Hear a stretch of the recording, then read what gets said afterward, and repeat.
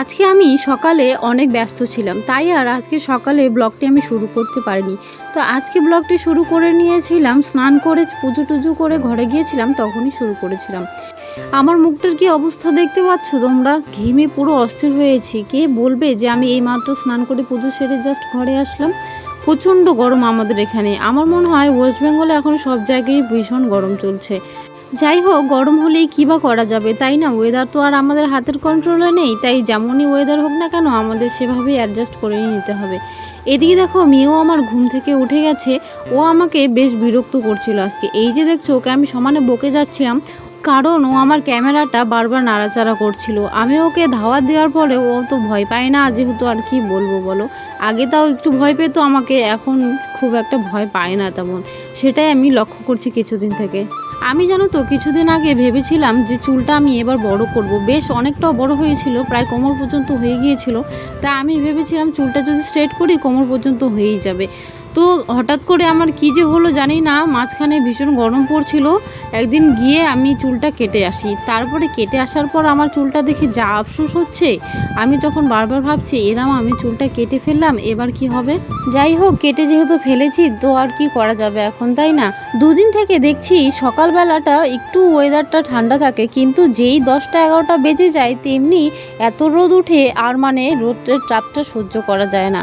এই যে আমি ভিডিওগুলো করছি, সারাদিন সংসারের কাজকর্ম যা করছি সেটাই টুকটাক তোমাদের দেখানোর চেষ্টা করছি। সব কিছু তো আর দেখানো সম্ভব নয়, তো যতটুকু দেখানো সম্ভব ততটুকুই দেখানোর চেষ্টা করি। আসলে জানো তো, ওই যে বারবার ক্যামেরা সেট করা, ঠিক জায়গা মতো রাখা, এগুলো ভীষণ সময় লাগে, তাই আমি যতটুকুনো দেখানো সম্ভব হয় ততটুকুই দেখাতে পারি।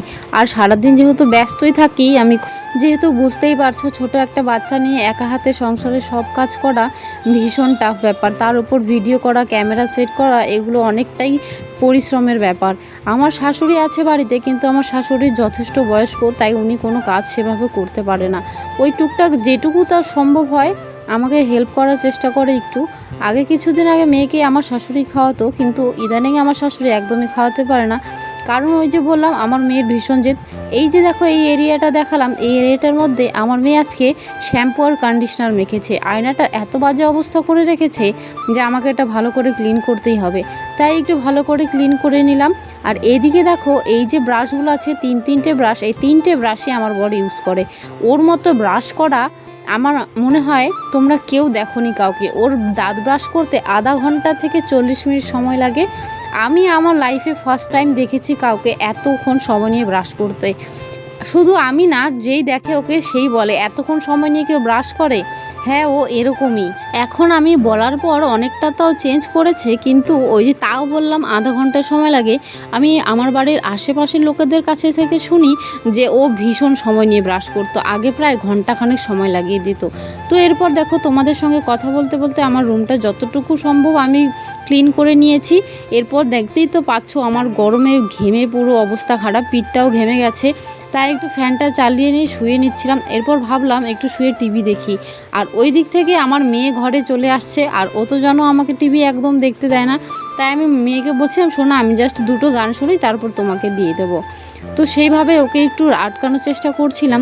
তো 2টো গান দেখার পর, সত্যিই 2টো গান দেখার পর আমি আর টিভি দেখতে পারিনি, ওকেই দিতে হয়েছে।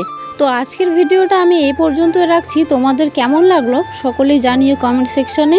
তো দেখা হবে নেক্সট কোনো ব্লগে। সবাই ভালো থেকো, সুস্থ থেকো। আজকের মতো টাটা।